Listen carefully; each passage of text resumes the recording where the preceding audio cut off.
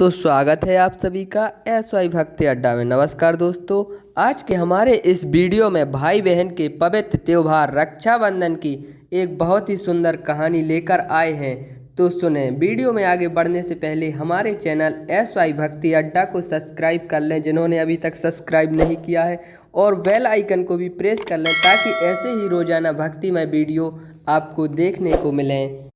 जय माता दी। एक समय की बात है, किसी नगर में एक साहूकार के 3 बेटे 3 बहुएं रहती थीं। साहूकार की सबसे छोटी बहू बहुत सुशील और संस्कारी थी, साथ ही वह श्री कृष्ण की अनन्य भक्त थी। सावन के महीने में साहूकार की दोनों बहुएं रक्षाबंधन के त्योहार पर अपने अपने पीहर जाने की तैयारी करने लगीं।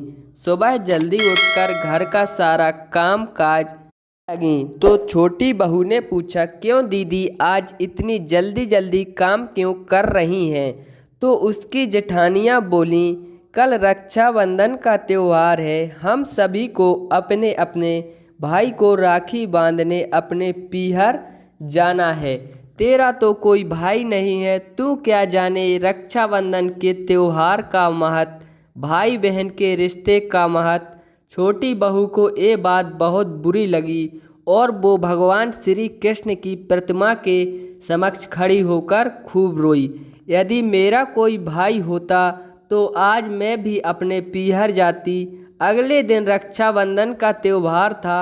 सुबह सुबह उसके घर उसके दूर के रिश्ते का एक भाई आया और आकर साहूकार से बोला, ये मेरी बहन है, मैं इसके दूर के रिश्ते का भाई हूँ और इसे रक्षाबंधन के त्योहार पर अपने साथ अपने घर ले जाने आया हूँ। साहूकार का बेटा बोला, लेकिन इसका तो कोई भाई नहीं है, तुम कौन हो? उसके समझाने पर साहूकार और उसका बेटा मान गया और छोटी बहू को उसके साथ भेजने को तैयार हो गए।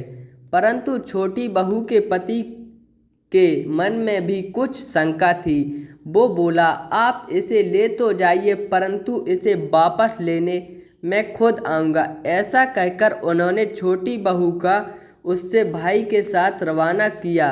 रास्ते में चलते चलते छोटी बहू ने अपने भाई से कहा, भैया तुम इतने सालों तक तुम कहाँ थे और पहले मुझसे बंधन पर कभी रक्षा बंधवाने क्यों नहीं आए?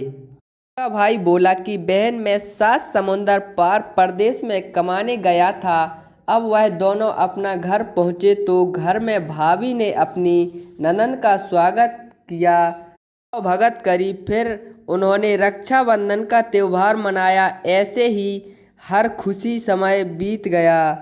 छोटी बहू का पति उसे लेने उसके घर आया। महल जैसा घर और आराम देखकर वह चकित रह गया। भाई और भाभी ने उस भगत की। अगले दिन सुबह सुबह भाई और भाभी ने उसे उसके घर के लिए रवाना किया।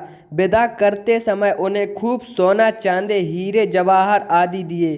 थोड़ी दूर जाने पर छोटी बहू का पति बोला, अरे मैं गलती से अपना कुर्ता वहीं भूल आया हूँ। तो वह बोली, कोई बात नहीं, आपका कुर्ता तो पुराना था, अगर इतनी दूर घर वापस जाएंगे तो पहुँचते अंधेरा हो जाएगा। लेकिन उसका पति बोला, नहीं, मैं वापस जाकर अपना कुर्ता ले ही आता हूँ। ऐसा कहकर दोनों उसके भाई के घर के लिए वापस रवाना हुए। जैसे ही भाई के घर के पास पहुँचे तो वहाँ उन्होंने देखा भाई के महलनुमा घर की जगह एक पीपल का बड़ा सा वृक्ष है। पेड़ पर छोटी बहू के पति का कुर्ता टंगा है। कर वो बहुत नाराज हुआ और अपनी पत्नी से बोला, क्या काला जादू है? कौन था वो जो तेरा भाई बनकर तुझे यहाँ लेकर आया था? मुझे तो शुरू से ही शक था, इसीलिए मैं तुझे लेने आया था। बता कौन था वो? ऐसा कहकर वो छोटी बहू को मारने लगा। इतने में तेज प्रकाश के साथ भगवान श्री कृष्ण वहाँ स्वयं प्रकट हुए और वह बोले, तो इसे ये मेरी बहन है, हर साल रक्षाबंधन के त्योहार पर ये मुझे राखी बांधती आई है और अब मैंने इसका भाई होने का फर्ज निभाया है, इसे मैंने अपनी बहन माना है। छोटी बहू और उसका पति हाथ जोड़कर श्री कृष्ण के चरणों में गिर गए। तो दोस्तों कैसी लगी आज की कहानी आपको, हमें कमेंट सेक्शन में और हमारे इस सब्सक्राइब करें, वीडियो को लाइक करें और ज़्यादा से ज़्यादा शेयर करें। तो मिलते हैं नेक्स्ट वीडियो में, तब तक के लिए आप स्वस्थ रहें, मस्त रहें। धन्यवाद।